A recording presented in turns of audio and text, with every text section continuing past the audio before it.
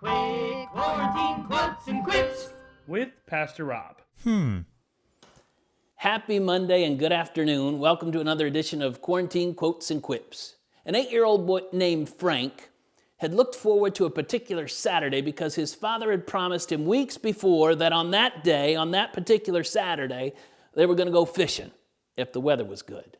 Well, there hadn't been rain for weeks, and as the days got closer, Frank was very confident about his fishing trip. But wouldn't you know it? When that Saturday morning dawned, it was raining cats and dogs. And it appeared to be that it was going to be one of those all day long type of rains. Well, as you can imagine, Frank was not very happy. All morning long, he wandered around the house, peering out the windows, grumbling more than just a little bit.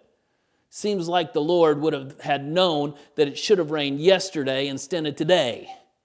His father did his best to try to explain to Frank that the rain was badly needed. The farmers needed them for their crops and flowers to grow and all of that. You know what he would have said.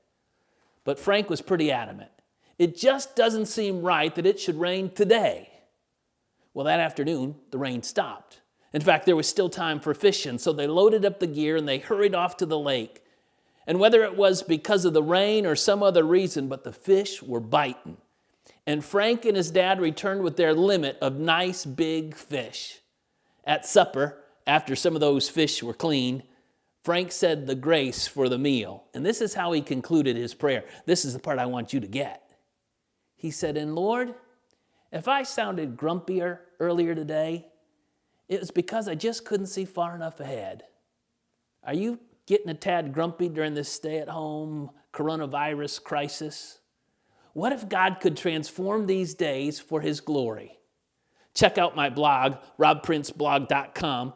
I answer some of those questions or ask some of those questions, and you'll see it. What if God could use this time for His glory?